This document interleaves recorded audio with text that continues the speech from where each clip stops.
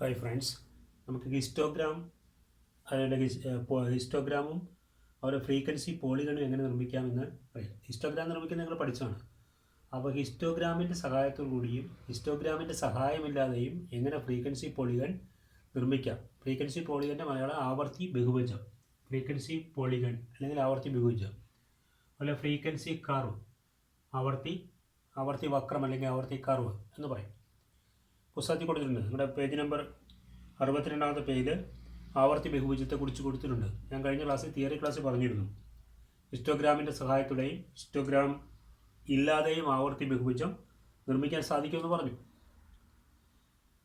ഹിസ്റ്റോഗ്രാമിലെ ഓരോ ദീർഘചതുരങ്ങളുടെയും മുകൾ ഭാഗത്ത് മധ്യബിന്ദുക്കൾ അടയാളപ്പെടുത്തി അവയെ നേർരേഖകളോട് യോജിപ്പിക്കുമ്പോൾ നമുക്ക് ആവർത്തി ബഹുഭുജം അല്ലെങ്കിൽ ഫ്രീക്വൻസി പോളിഗൺ നിർമ്മിക്കുന്നത്.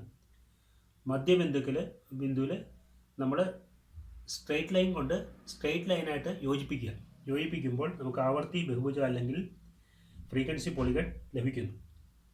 ഏറ്റവും താഴ്ന്ന ക്ലാസ്സിന് മുമ്പും ഏറ്റവും ഉയർന്ന ക്ലാസ്സിന് ശേഷവും ഇതേ ക്ലാസ് ഇൻ്റർവെല്ലുള്ള ക്ലാസ്സുകൾ OX അക്ഷത്തിൽ രേഖപ്പെടുത്തി അവയുടെ മധ്യബിന്ദുക്കൾ അടയാളപ്പെടുത്തിയ ശേഷം ആവർത്തി ബഹുഭുജത്തെ OS അക്ഷത്തിൽ ബന്ധിപ്പിക്കാൻ സാധിക്കും. സ്കെയിലിൻ്റെ സഹായത്തോടെയാണ് ആവർത്തി ബഹുഭുജം നിർമ്മിക്കുന്നത്. ആവർത്തി ബഹുഭുജം അല്ലെങ്കിൽ ഫ്രീക്വൻസി പോളിഗൺ നിർമ്മിക്കുന്നത് സ്കെയിലിൻ്റെ സഹായത്തോടെയാണ്. എന്നാൽ ആവർത്തി വക്രം അല്ലെങ്കിൽ ഫ്രീക്വൻസി കർവ് എന്ന് പറഞ്ഞാൽ സ്കെയിലിൻ്റെ സഹായം ആവശ്യമില്ല, ഒഴുക്കൻ മട്ടിലാണ് രേഖ നിർമ്മിക്കുന്നത്. അത് രണ്ടും നമുക്കിവിടെ നിർമ്മിക്കാം. ശ്രദ്ധിച്ചോളുക. അപ്പോൾ നമ്മൾ രണ്ട് ആക്സിസ് ഇവിടെ അടയാളപ്പെടുത്തി. ഒന്ന് X ആക്സിസ്, മറ്റൊന്ന് Y ആക്സിസ്. ഇപ്പോൾ ഇവിടെ തന്നിരിക്കുന്ന ഡേറ്റയെ ആസ്പദമാക്കിയാണ് നമ്മൾ നിർമ്മിക്കുന്നത്. Class 0 to 10, 10 to 20, 20 to 30, 30 to 40, 40 to 50. Frequency 0 to 10, 2, 10 to 20, 3, 20 to 30, 6, 30 to 40, 9, 40 to 50, 4. ഇവിടെയാണ് ഫ്രീക്വൻസി വന്നിരിക്കുന്നത്. നിങ്ങൾ നോക്കുക. അപ്പോൾ ഫ്രീക്വൻസി ഞാൻ നേരത്തെ പറഞ്ഞാൽ എന്തും ആകാം. അവിടെ സ്റ്റുഡൻസ് ആകാം, ക്ലാസ് എന്നുള്ളത് മാർക്സ് ആകാം, ക്ലാസ് എന്നുള്ളത് ഉൽപ്പാദനമാകാം, പ്രൊഡക്ഷൻ ആകാം. ഫ്രീക്വൻസി എന്നുള്ളത് ചിലപ്പോൾ നമ്പർ ഓഫ് ഫാംസ് ആകാം, അങ്ങനെ എന്തും ആകാം. ഇതിപ്പോൾ ഞാൻ എക്സാമ്പിൾ മനസ്സിലാവുന്ന രീതിയിൽ പറഞ്ഞതേ ഉള്ളൂ. അപ്പം എപ്പോഴും ക്ലാസ് വരേണ്ടത് അതായത് X ആക്സിസിലാണ്, S അക്ഷത്തിലാണ്. അതുപോലെ ഫ്രീക്വൻസി വരേണ്ടത് Y അക്ഷത്തിലാണ്. ഞാനിവിടെ ആൾറെഡി ഇവിടെ ക്ലാസ് അടയാളപ്പെടുത്തി. 0 to 10, 10 to 20, 20 to 30, 30 to 40, 40 to 50, 50 to 60. 60 എന്ന് പറഞ്ഞാൽ എൻ്റെ അപ്പുറത്തെ ലിമിറ്റ് എടുക്കാൻ വേണ്ടിയാണ് 60 അടയാളപ്പെടുത്തുന്നത്. 60യുടെ ആവശ്യമില്ല, 50 വരെ മതി. അതുപോലെ ഇപ്പുറത്ത് -10 ഉണ്ട്. മധ്യബിന്ദുക്കൾ യോജിപ്പിക്കുമ്പോൾ ഇത് രണ്ടും നമുക്ക് ആവശ്യമാണ്. ഇനി നമുക്കിത് എങ്ങനെ ഹിസ്റ്റോഗ്രാം വരയ്ക്കാം. ഹിസ്റ്റോഗ്രാം നമുക്ക് സിമ്പിളായിട്ട് വരയ്ക്കാം. നമ്മൾ വരച്ച പോലെ 0 to 10 എത്രയാണ്? 2 ആണ്. അപ്പോൾ 2. അപ്പോൾ 1, 2, 3, 4, 5, 6, 7, 8, 9, 10. അതായത് ഇവിടെ 2 സെഗ്മെൻറ്റ് ഉണ്ടെങ്കിൽ ആ രണ്ടിനെ പകുതിയാക്കിയിട്ടാണ് ഞാൻ ഓരോന്നായിട്ട് എടുത്തിരിക്കുന്നത്. അതായത് ഗ്രാഫ് പേപ്പറിലാകുമ്പോൾ കറക്റ്റായിട്ട് ചെയ്യാൻ പറ്റും. അപ്പോൾ അതിൻ്റെ പകുതി സെക്ഷൻ 1, അടുത്ത പകുതി 2. അപ്പോൾ 2 ആകുമ്പോഴേക്കും ഇത് രണ്ടും കൂടെ 1 ആകും. അതേ രീതിയിലാണ് ഇത്. കറക്റ്റ് മെഷർമെൻറ്റ് ആവണമെന്നില്ല, കാരണം ഇത് ഗ്രാഫ് പേപ്പർ ഇല്ലാത്തതുകൊണ്ട് കറക്റ്റ് മെഷർമെൻറ്റ് വരണമെന്നില്ല. ഇതിൽ തന്നെ ഞാൻ നിർമ്മിച്ചിട്ടുണ്ട്, ശ്രദ്ധിക്കുക. അപ്പോൾ 1 മുതൽ 10 വരെ ഇവിടെ അടയാളപ്പെടുന്നത്. 9 വരെ ആവശ്യമുള്ളൂ, 10 വരെ ഞാൻ കൊടുത്തതേ ഉള്ളൂ. പക്ഷേ അതിന് കുറയാൻ പാടില്ല, കൂടിയാലും പ്രശ്നമൊന്നുമില്ല. ഫ്രീക്വൻസി കൂടിയാൽ കുഴപ്പമില്ല, ഫ്രീക്വൻസി കുറയാൻ പാടില്ല, 9 കുറയാൻ പാടില്ല എന്ന് മാത്രം. നോക്കുക. അപ്പം 0 to 10 2 ആണ്. അപ്പോൾ 2ൻ്റെ നേരെ നമ്മളിവിടെ ഹിസ്റ്റോഗ്രാം വരയ്ക്കുകയാണ്.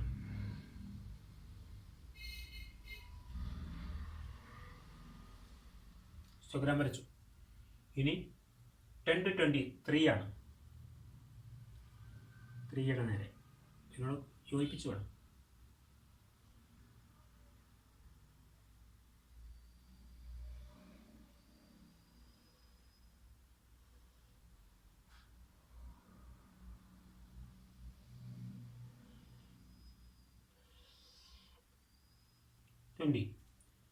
ഇനി 20 to 30 6 ആണ്. 6ൻ്റെ നേരെ എടുത്തിട്ട് കൊണ്ടുവരിക. അവിടെ നിന്ന് നേരെ ഇങ്ങോട്ട് മുട്ടുന്ന രീതി വരയ്ക്കുക. വരച്ചു. എന്നിട്ട് ഇതേപോലെ ദീർഘചതുരം വരയ്ക്കുക. ചട്ടിയിൽ മുട്ടുന്ന രീതി കറക്റ്റാണെന്ന് ഞാൻ വരച്ചതിൽ ചെറിയൊരു മിസ്റ്റേക്കൊക്കെ ഉണ്ടാകും. അത് സ്കെയിൽ കറക്റ്റ് ഇങ്ങനെ റഫായിട്ട് വരയ്ക്കുന്നതാണ്.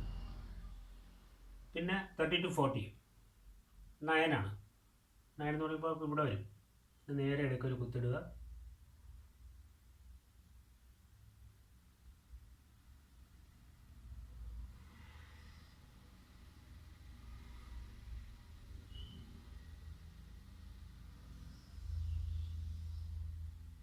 എടുത്തു. ഇനി 40 to 50 ആണ്.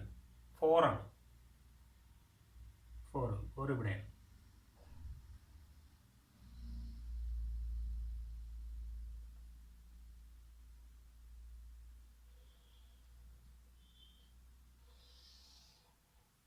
അപ്പോൾ നമ്മൾ ഹിസ്റ്റോഗ്രാമായി.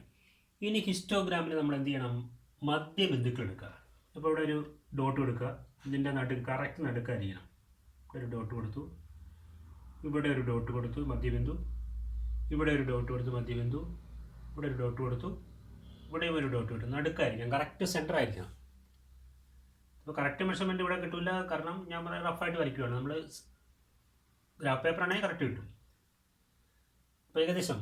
എന്നാൽ ഇതിന് അപ്പുറത്തും പകുതി വരണം, കാരണം ഇതിനെ യോജിപ്പിക്കുന്നു. സ്ട്രെയിറ്റ് ലൈൻ സ്കെയിൽ കൊണ്ട് യോജിപ്പിക്കുമ്പോൾ ഇതിൻ്റെ കറക്റ്റ് എന്ന് പറഞ്ഞാൽ -10നും 0യ്ക്കും ഇടയ്ക്ക് -5 ആയിരിക്കും. -5 ഇവിടെ. ഇനി നമ്മൾ ഇതെല്ലാം കൂടെ യോജിപ്പിക്കുക.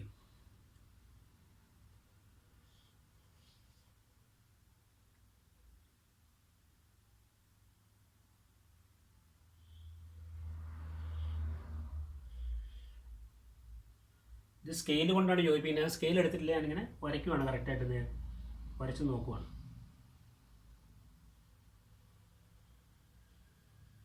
ഓക്കെ. ഇനി ഇവിടെ നിന്ന് ഇങ്ങോട്ട് യോജിപ്പിക്കുക.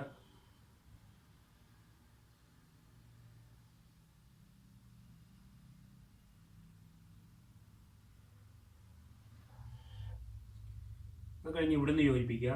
ഒന്ന് മധ്യബിന്ദുവിലേക്ക്.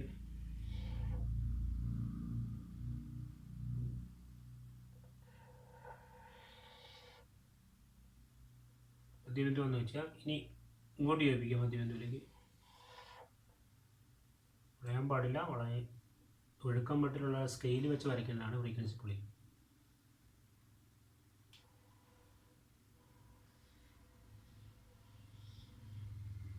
യോജിപ്പിക്കുക. നമ്മൾ മധ്യബിന്ദുക്കൾ അടയാളപ്പെടുത്തി. ഇനി ഇവിടുന്ന് ഇതിൻ്റെ പകുതിയിലേക്ക്, കാരണം ഇത് പകുതിയിലേക്ക് യോജിപ്പിച്ചാൽ കറക്റ്റ് ആവുള്ളൂ.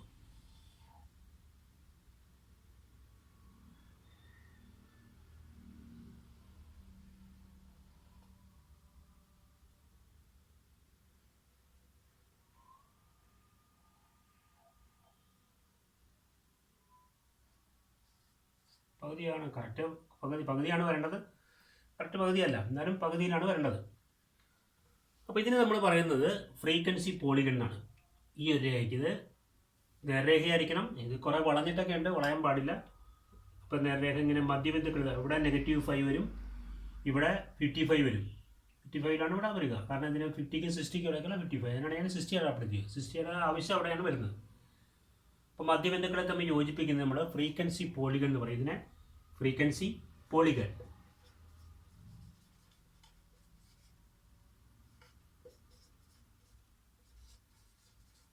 ഫ്രീക്വൻസി പോളിഗണാണ്. ഇനി എന്താണ്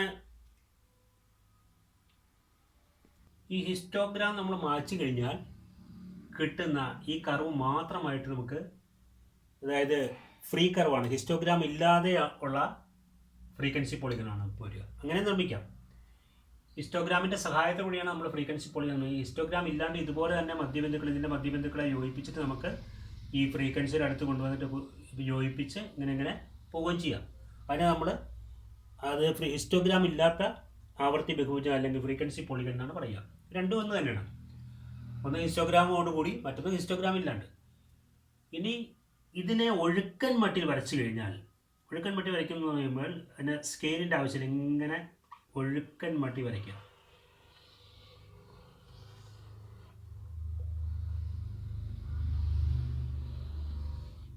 ഒഴുക്കൻ മട്ടിൽ രേഖ വരച്ചു. നോക്കുക, അവിടെ ചുവന്ന മഷി കൊണ്ട് ഞാൻ വരച്ചിരിക്കുന്നത്. അതിനെയാണ് എന്ത് വിളിക്കുക? ഫ്രീക്വൻസി കർവ് എന്ന് വിളിക്കുക. ഒരൊറ്റ ഡയഗ്രത്തിൽ ഇതെല്ലാം കൂടെ കാണിച്ചതേ ഉള്ളൂ. നിങ്ങളുടെ പുസ്തകത്തിൽ 3 ഡയഗ്രങ്ങളായിട്ട് കൊടുത്തിട്ടുണ്ട്. അതിൻ്റെ ആവശ്യമില്ല, അത് കാര്യം മനസ്സിലാക്കിയാൽ മതി. അപ്പോൾ ഈ ചുവപ്പ് ലൈനിൽ ഞാൻ കൊടുത്തത് എന്താണ്? ഇത് ഫ്രീക്വൻസി കർവാണ്. ഈ കറുപ്പ് ലൈൻ എന്താണ്? ഫ്രീക്വൻസി പോളിഗണാണ്. അപ്പോൾ ഇത് ഫ്രീക്വൻസി കർവാണ്, ഇത് ഹിസ്റ്റോഗ്രാമാണ്. അപ്പോൾ ഇത് ഫ്രീക്വൻസി പോളിഗൺ, ഇത് ഫ്രീക്വൻസി കർവ്. അപ്പോൾ ഇത് ഫ്രീക്വൻസി പോളിഗൺ, ഇത് ഫ്രീക്വൻസി കർവ്, ഇത് ഹിസ്റ്റോഗ്രാം. അപ്പോൾ ഇത് 3 ഇവിടെ വന്നിട്ടുണ്ട്, ശ്രദ്ധിക്കുക. അപ്പോൾ ഫ്രീക്വൻസി ഹിസ്റ്റോഗ്രാം ഉണ്ട്, ഫ്രീക്വൻസി ഹിസ്റ്റോഗ്രാം എന്ന് പറയുമ്പോൾ നമുക്ക് പറയാം, ഇത് എടുത്ത് പറയാം, ഫ്രീക്വൻസി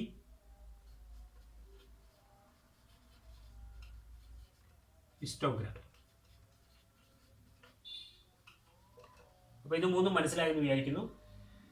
ഹിസ്റ്റോഗ്രാം വരച്ചതിന് ശേഷം ഫ്രീക്വൻസി പോളിഗണും ഫ്രീക്വൻസി കർവും വരയ്ക്കാം. ഹിസ്റ്റോഗ്രാം ഇല്ലാണ്ട് നിർമ്മിക്കുന്ന ഫ്രീക്വൻസി പോളിഗണുണ്ട്, അതേ രീതിയിലും വരയ്ക്കാം. അപ്പോൾ അവിടെ ഹിസ്റ്റോഗ്രാം കാണില്ല, അത് നമ്മൾ തൂത്ത് കളഞ്ഞാൽ മതി. അല്ലെങ്കിൽ ഇത് ഇല്ലാണ്ട് തന്നെ നമുക്ക് ഹിസ്റ്റോഗ്രാം ഇല്ലാണ്ട് തന്നെ ഫ്രീക്വൻസി പോളിഗൺ ഈ മധ്യബിന്ദുക്കൾ മാത്രം എടുക്കുക. ഇവിടെ ഫ്രീക്വൻസി തന്നിട്ടുണ്ട്, അതിനെ യോജിപ്പിച്ച് ഇതിൻ്റെ നടുക്കുള്ള പോയിന്റ്, ഇവിടുന്ന് നടുക്കുള്ള പോയിന്റ് അടയാളപ്പെടുത്തുക, ഇവിടുന്ന് നടുക്കുള്ള പോയിന്റ് അടയാളപ്പെടുത്തുക, ഇവിടുന്ന് നടുക്കുള്ള പോയിന്റ് അടയാളപ്പെടുത്തുക. എന്നിട്ട് ഇതിനെല്ലാം കൂടി യോജിപ്പിച്ച് ഹിസ്റ്റോഗ്രാം ഇല്ലാണ്ട് യോജിപ്പിക്കുന്നതും ഫ്രീക്വൻസി പോളിഗണാണ്. ഹിസ്റ്റോഗ്രാം ഇല്ലാത്ത ഫ്രീക്വൻസി പോളിഗൺ എന്നാണ് ഇതിന് പറയുക. ഇത് 3 കൂടി ഒരൊറ്റ ഡയഗ്രത്തിൽ ഞാൻ വരച്ച് നിങ്ങളെ കാണിച്ചിരിക്കുകയാണ്. നിങ്ങൾക്ക് മനസ്സിലായെന്ന് വിചാരിക്കുന്നു. നമുക്ക് നന്നായിട്ട് 1-2 പ്രാവശ്യം കണ്ടു നോക്കുമ്പോൾ വ്യക്തമാവും. ഇതും പരീക്ഷയ്ക്ക് ചോദിക്കാൻ സാധ്യതകളാണ്, പഠിക്കുക. ഓക്കെ.